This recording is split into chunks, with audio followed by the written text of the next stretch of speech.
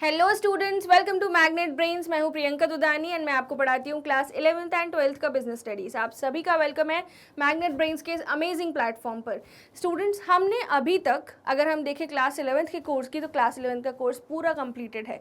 Class 12th में मैंने आपको चैप्टर नंबर 10 फाइनेंशियल मार्केट के very short answer type question, complete course coverage सब करा चुकी हूँ। एंड नाउ अब बारी है इसके फर्दर क्वेश्चंस के एनसीईआरटी सॉल्यूशंस में, that is the long answer type questions. So आप सभी का वेलकम है मैग्नेट ब्रेन्स के इस अमेजिंग प्लेटफॉर्म पर, जहां हम क्लास 12 बिजनेस स्टडीज का long answer type questions of chapter number 10 financial market आज पढ़ने जा रहे हैं। सो स्टूडेंट्स, मैग्नेट ब्रेन्स एक high quality 100% free education platform है, जैसा कि आप सबको पता ही है। एंड हम आपको क्लासेस प्रोवाइड करते हैं from KG to class 12 for CBSE board on this channel. And हमारा एक और चैनल है, that is the magnet brains Hindi medium channel, जहाँ पर हम आपको एजुकेशन प्रोवाइड करते हैं from 6 to 12th entire classes we provide, and Delhi board, UP board, Bihar board, MP board and Rajasthan board we teach you in Hindi medium. And students, एक और बात है important कि yes, हम ई notes and e books भी provide करते हैं, जिसकी लिंक आपको डिस्क्रिप्शन बॉक्स में मिल जाएगी। And we provide you fully organised complete courses along with daily practice problems. So देर किस बात की, फटाफट से वीडियो को लाइक करिए, चैनल को सब्सक्राइब करिए and let's proceed to the long answer type questions. Long answer type questions उस कैटेगरी ऑफ क्वेश्चंस में बिलोंग करते हैं जहां पर कोई भी आंसर अगर आप लिखते हो उसकी कोई सीमा नहीं होती।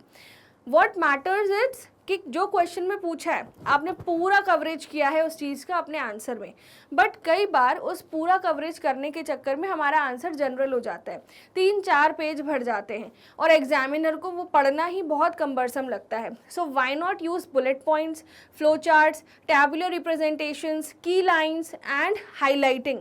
सो ये सब मेथड्स यूज़ करके आप अपना आंसर बहुत अच्छा बना सकते हो। जब मैंने बिजनेस स्टडीज़ पढ़ाना चालू किया स्टूडेंट्स, मेरा बस एक ही फोकस रहा है फ्रॉम डे वन कि आपको मैं सिखा पाऊँ the art of answer writing. So जब भी आप आंसर्स पढ़ते हो, फोकस करा करो कि राइटिंग पैटर्न कैसा है, फ्लो चार्ट्स कैसे बनानी है एंड हम आंसर को प्रेजेंट कैसे कर सकते हैं, क्योंकि कंसेप्चुअल अंडरस्टैंडिंग तो हम ऑलरेडी समझ चुके हैं in our detailed conceptual classes. But जब हम क्वेश्चन क्लासेस पढ़ते हैं तो हम क्या सीखते हैं, क्वेश्चन में क्या पूछा है एंड जो क्वेश्चन में पूछा उसका आंसर कैसे लिखना है। The art of answer writing not only includes the content but also the way to present that content और the answer. Okay, so I hope कि आपको इस चीज़ पे क्लैरिटी है that business studies is not a easy subject. अगर आपको 80 on 80 लाने हैं then your answer sheet needs to be extraordinary. That means it should have a good presentation as compare to a normal general answer. Okay, चलिए start करते हैं हम long answer type questions. Long answer type questions में first question है, explain the various money market instruments. So money market instruments कौन से instruments होते हैं? ये वो इंस्ट्रूमेंट्स होते हैं जिनकी मैच्योरिटी अप टू 1 year होती है। यहाँ पे शॉर्ट टर्म फंड्स ट्रेड होते हैं। It is regulated by Reserve Bank of India and SEBI. So आपको इन सारी चीज़ों का ध्यान रखना है एंड ये भी बताना है कौन कौन से मनी मार्केट इंस्ट्रूमेंट्स होते हैं। Treasury bills, commercial paper, certificate of deposits, ऐसे बहुत सारे मनी मार्केट इंस्ट्रूमेंट्स मैं आपको पढ़ा चुकी हूँ। So let's draft its answer and let's write it. So first money market instrument है treasury bill. So treasury bill क्या होता है? शॉर्ट टर्म बोरोइंग इंस्ट्रूमेंट होता है जिसमें सरकार जो है कम समय के लिए पैसे मार्केट से उठाती है, यानी ट्रेजरी बिल बेच के government short term fund raising करती है। Okay, so treasury bill is a instrument of short term borrowing by the government of India, maturity in less than 1 year, है ना। सो ये क्यों मनी मार्केट इंस्ट्रूमेंट है? Because इसकी maturity less than 1 year होती है। They are also called as zero coupon bonds. Yes, treasury bills का एक नाम है जीरो कूपन बॉन्ड्स, जो आपसे एमसीक्यू में भी पूछा जाता है। ठीक है, issued by Reserve Bank of India on behalf of central government to meet its short term requirements of money and are issued in the form of promissory note. Okay, ये हाईली लिक्विड होते हैं, मतलब आप treasury bill कभी भी cell करके cash ले सकते हो। It is issued at a price which is lower than their face value, मतलब कि ये डिस्काउंट पे इशू होते हैं। ठीक है, और पार पे रीपे होते हैं, मतलब आपने खरीदे कम रुपए में बट आपका जाएगा वो पूरे फेस वैल्यू पर। ठीक है, मान लो अगर आपने वैल्यू की अगर अपन बात करें तो treasury bill 25,000 multiple thereof में अवेलेबल होता है। सो आप खरीदेंगे कम में बट वो पार पर ही रियलाइज होगा। Okay, treasury bills are available for a minimum amount of 25,000. Okay, so these are all the details which are regarding the treasury bill. Let me give you a glimpse in the short that first money market instrument में क्या क्या चीज़ें हैं learn करने के लिए।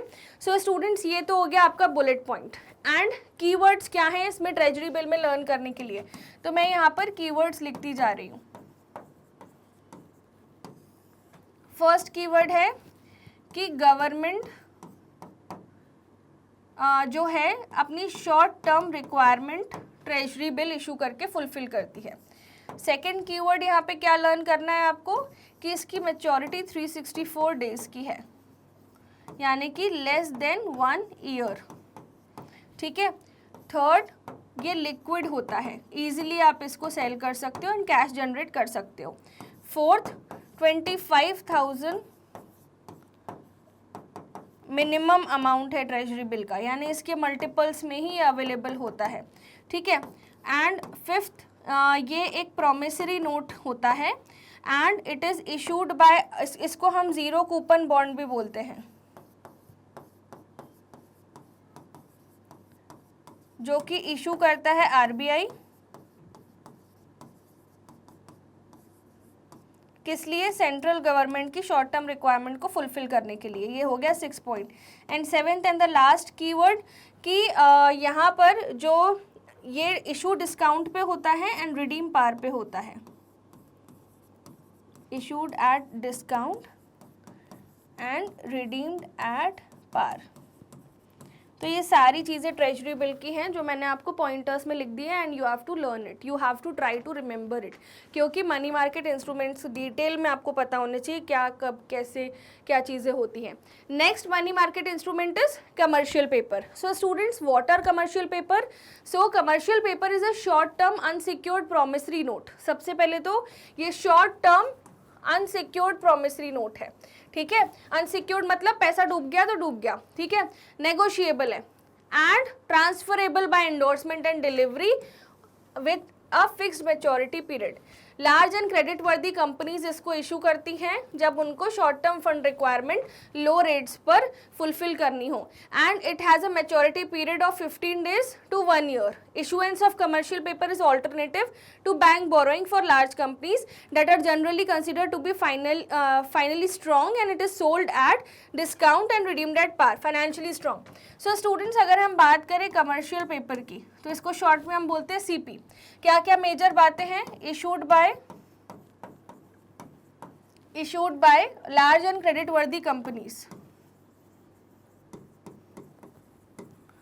Okay, next, इसकी maturity कितनी होती है? Maturity more than 15 days and less than 1 year, 15 days to 1 year।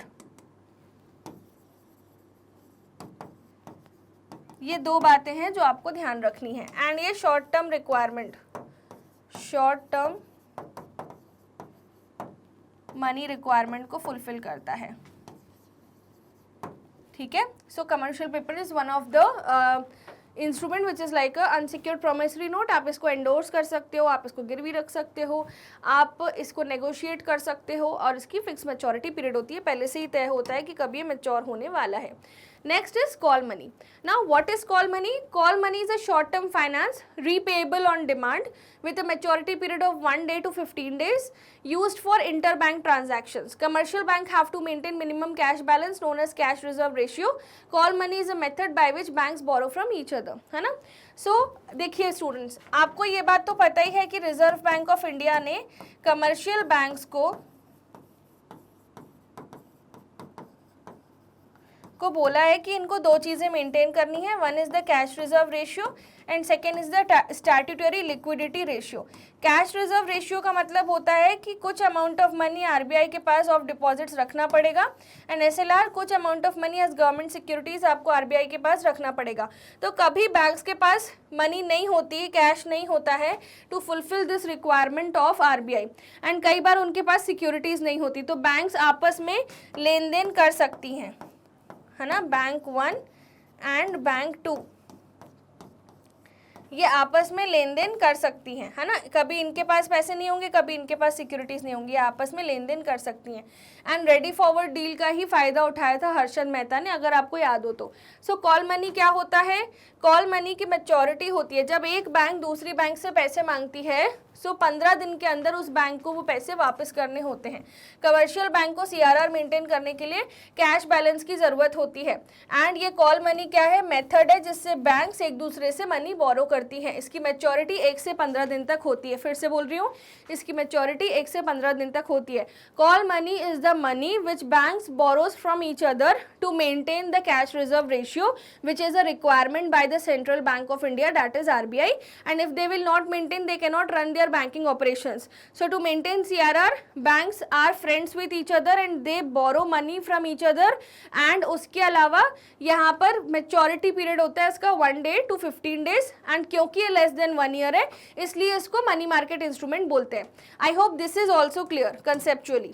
Now let's proceed further. Certificate of deposits. This is one more money market instrument. So certificate of deposits are unsecured, negotiable, short term instrument in the bearer form issued by commercial bank. तो certificate of deposit कौन issue करता है? Commercial bank and development financial institutions, जैसे IDBI वगैरह हो गया। IDBI क्या होता है? Industrial development bank of India.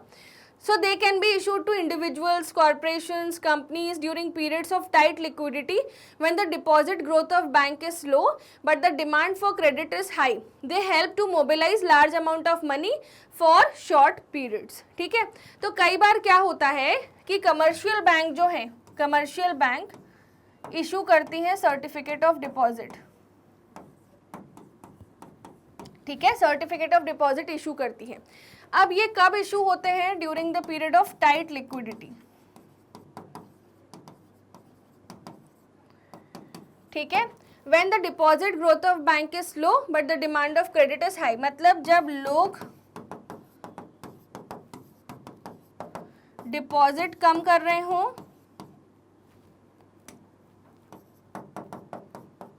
और लोन ज्यादा मांग रहे हों बैंक से।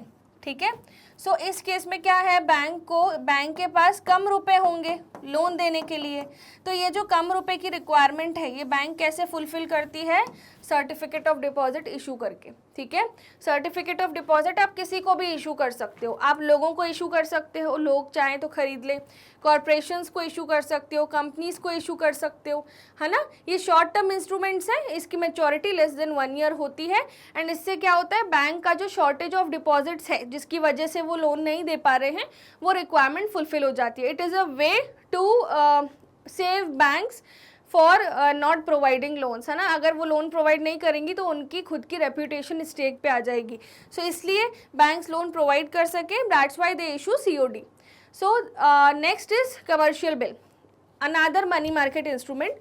So a commercial bill is a bill of exchange used to finance the working capital requirement of the business firms. अब मैंने आपको फाइनेंशियल मैनेजमेंट पढ़ाया था कि वर्किंग कैपिटल रिक्वायरमेंट क्या होती है?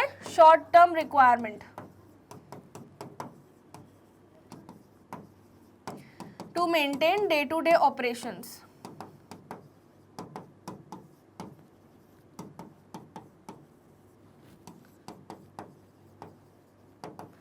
ठीक है, तो जब भी बिजनेसेस को day to day operation manage करने के लिए पैसों की ज़रूरत होती है तो वो कमर्शियल बिल इशू कर देते हैं। ये शॉर्ट टर्म होता है, नेगोशिएबल होता है, सेल्फ लिक्विडेटिंग होता है, which is use to finance the credit sales of the firm.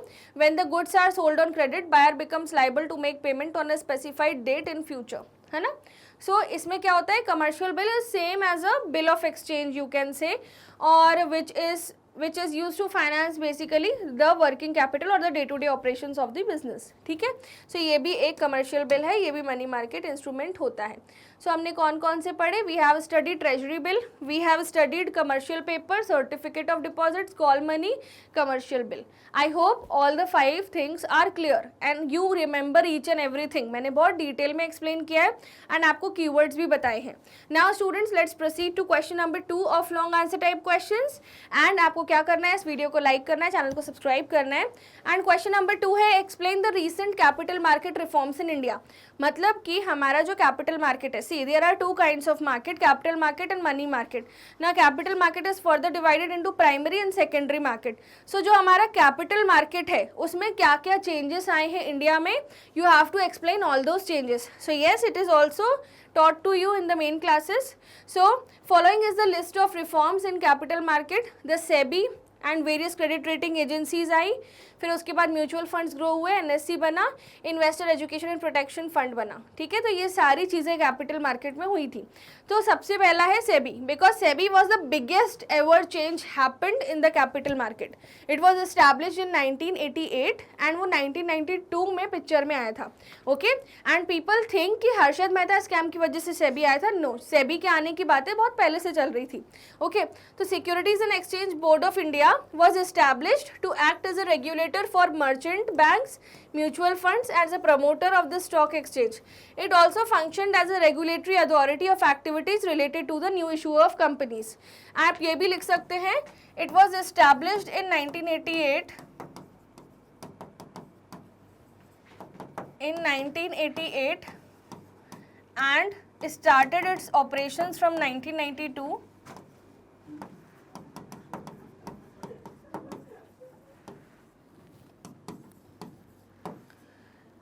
As well as 1992 for prevention of malpractices, regulation of a stock market,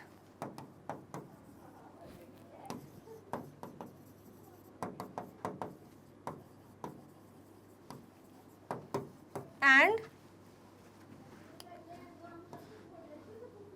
handling safety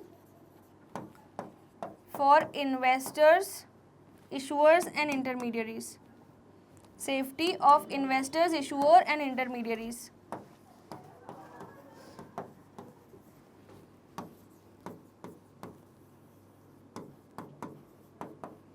क्योंकि ये चीज़ हमारी बुक में लिखी हुई है और हमने इसी पैटर्न में लर्न किया है. कई बार सीबीएसई के जो गाइडलाइन आंसर्स हैं वो सफिशिएंट नहीं होते when it comes to writing the entire thing, है ना. जैसे आप इसको पढ़ते हो अगर स्टूडेंट्स, तो कहीं ना कहीं आपको डेट मिसिंग लगती है, कहीं ना कहीं आपको मेन जो प्रॉब्लम है वो मिसिंग लगती है. That's why what you have to do, you have to maintain a good answer, है ना. तो ये मैंने आपको क्लासेस में पढ़ाया था. You can write this as well as you can write this about SEBI. So this is the CBSE guideline answer. But I personally feel कि यहाँ पर ये चीज़ें मिसिंग है, like the dates and everything. So I have given you both of these and you can blend it out and you can draft your own answer. बस conceptually आप clear होने चाहिए कि yes सेबी आया क्यों था and सेबी ने क्या क्या किया है. ठीक है, वो सारी चीज़ें आपको बतानी है. नेक्स्ट इज CRAs का बनना, क्रेडिट रेटिंग एजेंसीज का बनना, जैसे ICRA, CRISIL and care were set up, which were given the task of determining the financial health of institutions and all such agencies which were dealing in stock market activities. अब ये credit rating agencies क्यों आई थी, आपको पता होगा ये क्यों आई थी. So students, कौन सी कंपनी की पैसा वापस करने की कितनी हैसियत है, ठीक है, कौन से फाइनेंशियल इंस्टीट्यूशंस डिफ़ॉल्टर्स हैं, ये सब CRAs बता देती हैं. सो इसलिए इनका सेटअप होना बहुत ज़रूरी था. And this was the biggest change in capital market industry. Now growth of mutual funds has made users invest in the capital market, क्योंकि mutual funds are subject to market risk but are the most safest investment. पैसा डूबता नहीं है लोगों का. So mutual funds जो हैं उनकी ग्रोथ हुई because people are actually looking for the safer for investments, that's why mutual funds का आना बहुत ज़रूरी था, and this was also a development in capital market. Next is national stock exchange का बनना 1995 में बनी थी, and its recognization in 1994 which paved the way for trading of money market and capital securities. Electronic trading का concept launch हुआ था। Setting up of investor education and protection fund, आज के ज़माने में जो शेयर होल्डर्स हैं, जो लोग हैं जिनके पास एक्स्ट्रा पैसे तो उनके पास हैं, बट उनके पास वो ज्ञान नहीं है जितना रिक्वायर्ड है to invest in the stock market. तो इसलिए investor education and protection fund बना था 2001 में, जो इन्वेस्टर्स को गाइड करेगा कैपिटल मार्केट के बारे में, और वो अपने आप को कैसे बचा सकते हैं, उनका पैसा ना डूबे उससे। सो ये सारी चीज़ें बनी थी। सो क्या क्या डेवलपमेंट हुए थे? सेबी आया, क्रेडिट रेटिंग एजेंसीज आई, म्यूचुअल फंड्स ग्रो हुए, एनएससी बना, और उसके साथ last investor education and protection fund बना 2001 में। ठीक है, आई होप आपको याद होगा। सबसे पहले सेबी आया कब? 1992 में। फिर उसके बाद सीआरए क्रेडिट रेटिंग एजेंसीज बनी, फिर उसके बाद म्यूचुअल फंड्स की ग्रोथ हुई, फिर उसके बाद नेक्स्ट आपका एनएससी बना। NSE started its working from 1995, it came into picture in 1994, recognize हो गया था। फिर लास्टली 2001 में investor education and protection fund बना। ये सारे डेवलपमेंट्स हुए थे कैपिटल मार्केट में। I hope students this is also clear. Now let's proceed to the next question. So next question है हमारा क्वेश्चन नंबर 3। अभी तक अगर आपने वीडियो को लाइक नहीं किया तो वीडियो को लाइक करिए, चैनल को सब्सक्राइब करिए। क्वेश्चन नंबर 3 है, explain the objectives and the functions of SEBI. So functions of SEBI हमारे सब टॉपिक्स का लास्ट टॉपिक था, इफ़ यू रिमेंबर। तो आपको बताने objectives and functions of SEBI. So objectives and functions क्या हैं? तो सबसे पहले ये समझाओ व्हाट इज सेबी। तो securities and exchange board of India was established in the year 1988 in order to achieve the growth of securities market in orderly manner and provide investor protection. Investor protection was the main goal of SEBI and still it is. ठीक है, objectives क्या है सेबी के? तो objectives हैं to regulate the stock exchange, securities market, it looks to provide for a secure place for raising funds by the issuer of the securities. हम short में keywords भी लिखते जाते हैं यहाँ पर। तो सबसे पहले हम बात करें what is SEBI learning perspective से। तो SEBI is securities and exchange board of India,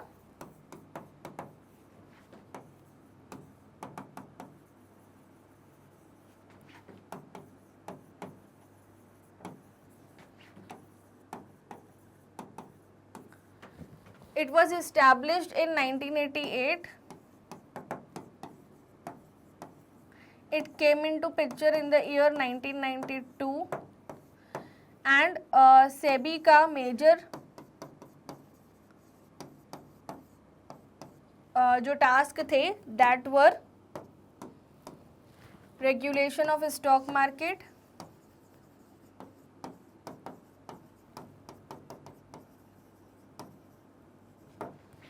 prevention of malpractices,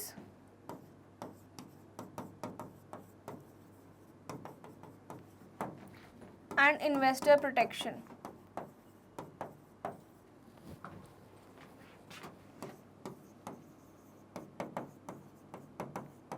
okay students, अब सेबी के ऑब्जेक्टिव्स क्या क्या थे? बस मैं कीवर्ड्स लिखूंगी ऑब्जेक्टिव्स में भी।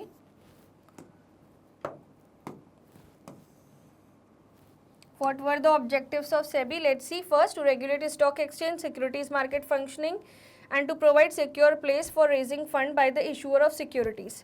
So, regulate the stock exchange and securities market. तो first हमारा objective है regulate stock exchange and securities market.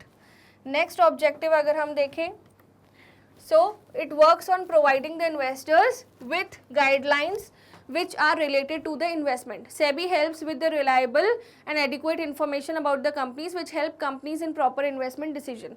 So SEBI provides guidelines to both investor and the issuer. It provides investment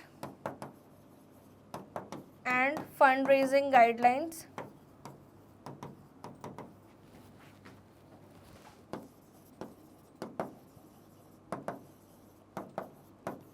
to investor and issuer. ठीक है, ये हो गया अपना second point. Third है, it helps to prevent malpractices that happen in securities trading. These malpractices may include insider trading, non adherence to the companies act, violation rules, regulations of SEBI. So SEBI aims to prevent such malpractices and to maintain the investor trust. Okay. So third is, the objective of SEBI is to prevent malpractices.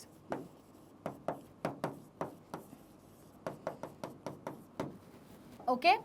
Now next is to develop a code of conduct which involves intermediaries, merchant bankers, underwriters, brokers. SEBI provides competitive professional environment for all the intermediaries so that the transactions can be conducted by the following fair practices. Okay, so we can say that development of code of conduct for intermediaries.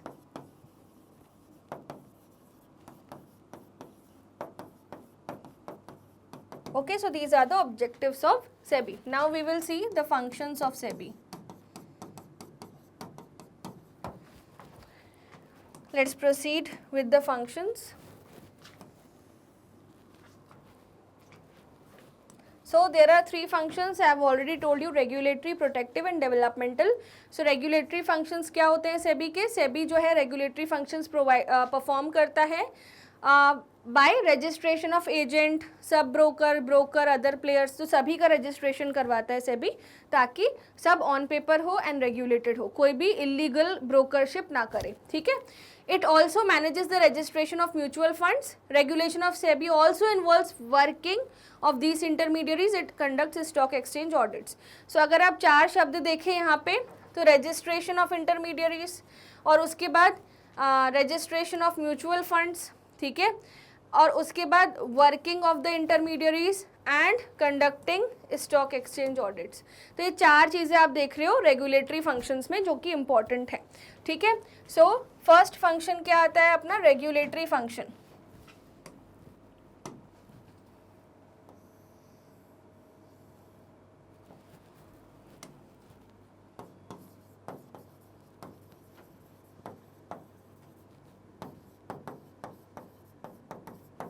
So if you will check over the regulatory function students, यहाँ पे मैंने आपको चार बातें बताई. Registration of intermediaries, intermediaries में सभी तरह के ब्रोकर्स आ जाएंगे. सेकेंड बात क्या थी? Registration of mutual fund schemes. Third बात क्या थी? Working of the intermediaries.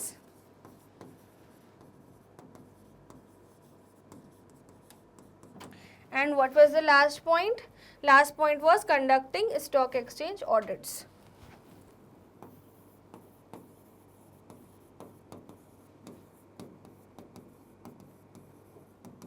Okay, so these are the four crucial areas under regulatory function. I hope you remember these now. I have made it super easy, entire paragraph into 4 words. Okay, now next function अगर हम देखें सो developmental function. तो यहाँ पे सेबी पूरे सट्टा बाजार को डेवलप करने की कोशिश करता है. सो क्या क्या डेवलपमेंटल फंक्शंस हैं? SEBI provides training and development of mediums involved in the securities market in order to achieve healthy and growth of the securities market. It conducts research of important areas in the market and publishes that information to the investors and market players. And it also enables trading via IPO and internet trading, which has resulted in the growth of the market. So तीन चीज़ें यहाँ पे developmental function में. तो सबसे पहले training provide करना, फिर उसके बाद रिसर्च कंडक्ट करना और trading via IPO and internet trading. ये तीनों चीज़ें डेवलपमेंटल फंक्शन में आएगी. Okay, so let's proceed to the developmental function.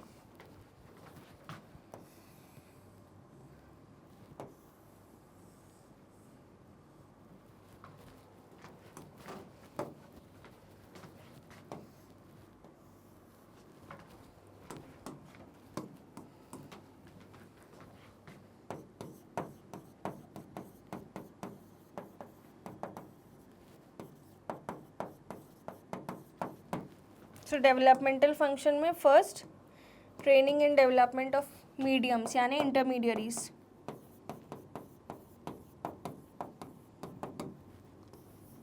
Next internet trading and IPOs. And third था मिडिल वाला, रिसर्च कंडक्ट करना, conduct research on the market and providing that research information to the further stock market all the participants. Okay, so students, this was the developmental function. Now we will see the protective functions. Please read it once, फिर हम आगे बढ़ते हैं. So students, protective function is the last function of SEBI. यहाँ पर सेबी क्या करता है, अपन को मेजरली पता ही है कि सेबी का काम है यहाँ प्रिवेंट करना माल प्रैक्टिसेस को, इन्वेस्टर को बचाए रखना एंड एजुकेट करना हर एक पर्सन को who is doing the investment. ठीक है, तो SEBI prevents trade practices which are fraudulent and unfair. It also prevents the spread of information which is manipulative and misleading that can have a negative impact on the market. It also keeps a check on insider trading and information which is leaked, which is unpublished price sensitive information by the any person of the company which can impact the business decision.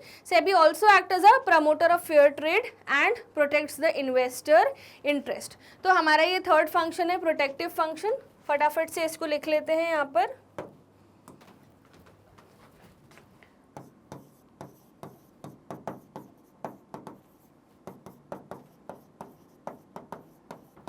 So protective function में if you will see, यहाँ पे तीन बातें बोली गई थी. First, prevent unfair trade practice, protect market from misleading and manipulative information, and third, promote fair trade. Promote fair trade. So students, मैं एक मिनट के लिए स्क्रीन से बाहर जा रही हूँ टू शो कि ये पूरी चार्ट क्या एक्सप्लेन करती है. हमारा क्वेश्चन क्या था, सेबी क्या है, उसके ऑब्जेक्टिव्स क्या है, उसके फंक्शंस क्या हैं. तो सेबी ये है, उसके ऑब्जेक्टिव्स ये है, फंक्शंस ये है राइट साइड में. So this complete which slide shows the entire answer in one particular page, है ना. तो हमेशा बड़े बड़े जो आंसर्स होते हैं ना, उनको ब्रेक करके उनके इंपॉर्टेंट वर्ड्स निकाल के छोटी छोटी फ्लो चार्ट्स बना के रख लो, ताकि एग्जाम के टाइम पर पूरी बुक ना पलटनी पड़े. और ये फ्लो चार्ट्स आपको रियली बहुत हेल्प करेंगी. मैंने भी अपने टाइम पे ऐसे ही किया था. सो स्टूडेंट्स, इसलिए ये अगर आपको अच्छे मार्क्स लाने हैं तो definitely this will surely help you and try to make like this. Okay, let's proceed to the next question. Question number 4. Question number 4 आपको provided है. ये एक केस स्टडी बेस्ड क्वेश्चन है, not a complete case study. बस एक scenario दिया है ना, आपसे वो कुछ सिनेरियो से रिलेटेड क्वेश्चंस पूछे. आपको बोला इंडियाज लार्जेस्ट डोमेस्टिक इन्वेस्टर, सबसे बड़ा इंडिया का जो इन्वेस्टर है डोमेस्टिक इन्वेस्टर, वो है LIC.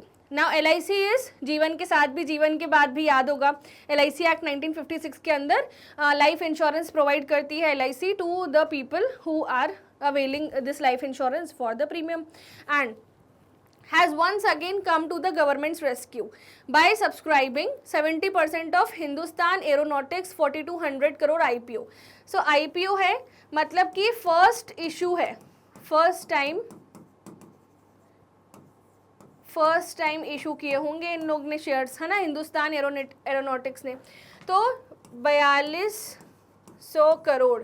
ठीक है, तो ये प्राइमरी मार्केट को इंडिकेट कर रहा है. ठीक है, तो फर्स्ट क्वेश्चन आपसे पूछा है which market is being reflected, primary market. Stated with the method of flotation in the above identified market is being highlighted in the case. अच्छा, इन लोग ने यहाँ हिंट भी दे दी है प्राइमरी मार्केट की. तो मेथड ऑफ फ्लोटेशन क्या है, राइट इशू ऑफ शेयर्स, है ना. क्योंकि सबसे पहले जब इशू होता है शेयर्स का, सबसे पहले अपन एग्जिस्टिंग शेयर होल्डर को वो राइट देते हैं. सो इसलिए ये एग्जिस्टिंग शेयर होल्डर हो गया, तो राइट इशू आएगा. Next, explain any two other methods. तो इन लोग ने पहले ही हिंट दे के रखी, क्या एक्सप्लेन करना है, private placement, offer through prospectus, offer for cell. तो इन तीनों में से आप कोई भी दो समझा सकते हो. So let's proceed to the answer. So the above case shows primary market, yes, and it is the market where securities are being issued for the first ever time, है ना. न्यू इश्यूज मार्केट होता है. आपको याद होगा मैंने आपको एक फ्लो चार्ट पढ़ाई थी कि हमारा जो कैपिटल मार्केट होता है it is of two types, primary market and secondary market. Primary market में investor to the issuer trading होती है ना. इन्वेस्टर इशूअर से इशूअर को पे करता है amount and securities investor sell करता है, सॉरी इन्वेस्टर सिक्योरिटीज बाय करता है फ्रॉम द इशूअर, ठीक है, वाया डिपॉजिटरीज। अब सेकेंडरी मार्केट में क्या होता है, इन्वेस्टर टू इन्वेस्टर ट्रेडिंग होती है ना। सो ये चीज़ मैं आपको पढ़ा चुकी हूँ। तो डेफिनेटली फर्स्ट इशूज है तो प्राइमरी मार्केट है। Now the method of flotation which is applied here is right issue of shares. It is a type of privilege which is given to the existing share holders at the time of issue of new share. सबसे पहले आप आके share ले लो at a discounted rate, तो ये privilege उनको मिला है। Now two other methods are offer for sale, offer through prospectus. Offer for cell क्या होता है, इसमें क्या होता है कि कंपनी ब्रोकर्स को पहले शेयर बेच देती है, फिर ब्रोकर पब्लिक को बेचता है। कंपनी डायरेक्ट पब्लिक से कनेक्ट नहीं करती। सो ये भी एक तरीका है फंड रेजिंग का। So in this method securities are issued to the intermediary such as stock brokers issuing houses instead of issuing to the public directly. In this example, securities are sold to the brokers at an agreed price who will be selling those shares to the public. Now, offer through prospectus, it is one of the most popular methods of raising funds. आप prospectus issue करो, definitely public वो prospectus देखेगी तो automatically shares purchase करेगी. It involves issuing of prospectus through inviting subscriptions. It makes appeal to raise investment by publishing ads in magazines. Content of the prospectus should be in accordance with the Companies Act, Investor Protection Guidelines and SEBI disclosures. ठीक है? Now, next question is again a case study based question. So let's read it. फटाफट से video को like करो अगर अभी तक नहीं किया है तो। So Lalita wants to buy shares of Akbar enterprises. तो ललिता जो है उनको शेयर खरीदने हैं अकबर एंटरप्राइजेस के, ठीक है, through her broker Kushwinder. She has a demat account and a bank account for cash transaction in the securities market. तो उनके जो ब्रोकर हैं वो कौन है, कुशविंदर है, ठीक है। अब उनके पास एक डीमैट अकाउंट है ललिता के पास और बैंक अकाउंट भी है कैश ट्रांजैक्शंस के लिए। Discuss the subsequent steps involve in screen based trading for buying and selling of securities. तो अब आपसे पूछा है कि उनके पास डीमैट है, बैंक अकाउंट है, ब्रोकर है, अब आगे उनको क्या करना पड़ेगा, शेयर उनको खरीदने हैं अकबर एंटरप्राइजेस के। तो what she has to do, so the following steps are involve and are discussed in a sequential manner. सबसे पहले उनको करना पड़ेगा इन्वेस्टर कौन है, या Lalita. So wishing to buy or sell any type of security has to approach a broker or sub-broker and make an agreement. Investor needs to sign the broker-client agreement and fill the client registration form prior to starting the trading in securities, है ना। तो client registration form वगैरह भरना पड़ेगा। Also कुछ details लगेंगी, PAN number, date of birth, address, educational qualification, occupation, residential status, bank account details and demat account details. ये सारी चीज़ें ललिता को देनी पड़ेंगी, ब्रोकर को, कुशविंदर को। Next step is opening of the demat account जो उसका ऑलरेडी खुला हुआ है, beneficial owner account with a depository participant for transferring the securities in demat form and also a bank account for cash transactions. Order is placed bye investor with the broker. तो ललिता यहाँ पे कुशविंदर को order place करेगी कि उसको shares खरीदने हैं। Information about the number of shares and the price of shares that need to be bought. Broker क्या है, ऑर्डर कन्फर्मेशन स्लिप ललिता को दे देगा, यानी कुशविंदर ललिता को वो स्लिप दे देगा जिसमें जैसे ही उसने ऑर्डर प्लेस किया। Next, broker goes online and connects with the stock exchange for matching shares and prices which are available when the shares can either be bought or sold as per the price mentioned by the investor. The broker will be notified about that and an order will be processed electronically. On the transaction being done, the broker will issue a trade confirmation slip कि yes अब आप purchase कर सकते हो। Once trade execute हो गई है तो कॉन्ट्रैक्ट नोट दे दिया जाता है जो कि एक वैलिड प्रूफ होता है ताकि ब्रोकर आपके साथ कुछ भी गलत ना करे। तो ललिता कुशविंदर से कॉन्ट्रैक्ट नोट लेगी जो कि ब्रोकर 24 घंटे में देता है आफ्टर ट्रेड इज एग्जीक्यूटेड, है ना। The contract note contains detail of shares bought और सोल्ड, उनकी price, time, date of deal, brokerage charges सब लिखा होता है कॉन्ट्रैक्ट नोट में। इट इज़ इंपॉर्टेंट डॉक्यूमेंट जो आप कोर्ट में प्रेजेंट कर सकते हो अगर कोई धांधली निकली तो। हर कॉन्ट्रैक्ट नोट का एक यूनिक ऑर्डर कोड नंबर होता है जो कि स्टॉक एक्सचेंज द्वारा प्रोवाइडेड होता है, जो कि एनफोर्सिएबल होता है ये डॉक्यूमेंट, ओके। अब जैसे ही कॉन्ट्रैक्ट नोट मिल गया, investor on receiving the contract note needs to pay for the shares that were bought. तो उसके बैंक के खाते में से वो अमाउंट डिडक्ट हो जाएगा शेयर्स का। And deliver the shares sold, broker will make the payment और deliver the shares to the exchange. इसको बोलते हैं पे इन डे, यानी पे इन डे के दिन पेमेंट करेगा, पेमेंट होती है शेयर्स की। Cash gets paid, securities gets delivered during the pay in day. जैसे ही पेमेंट होगी शेयर्स उसके डीमैट खाते में आ जाएंगे ललिता के। Now this is done before T+2 days। T+2 मतलब ट्रांजैक्शन डे प्लस 2 days मोर, ठीक है। Get settled and finalised on the T+2 day. The settlement follows the rolling settlement which is on the T plus 2 date. T refers to the transaction or the trade date. Okay, now exchange होता है, exchange delivers the shares or makes payment to the broker on T plus 2 date, जो brokerage charges होते हैं. Broker has to make payment to the investor within 24 hours of the payout as already payment is received by the broker from the exchange. तो यहाँ पर क्या होता है, जब investor to investor trading हो रही है उसकी बात हो रही है, ठीक है. Delivery of shares by the broker can be in the form of demat account which is added directly to investors account in case of securities purchase and the amount is transferred electronically to the demat account of the investor. तो पूरा trading mechanism था इस वाले question में. I hope आपको पूरा clear है. So students, this was the long answer type questions video and I hope पूरे के पूरे सेशंस आपको क्लियर है, पूरे के पूरे क्वेश्चंस आपको क्लियर है. एंड एक एक क्वेश्चन में मैंने आपको कीवर्ड्स, की नोट्स, प्रॉपर हाईलाइट्स आपको दी हुई हैं.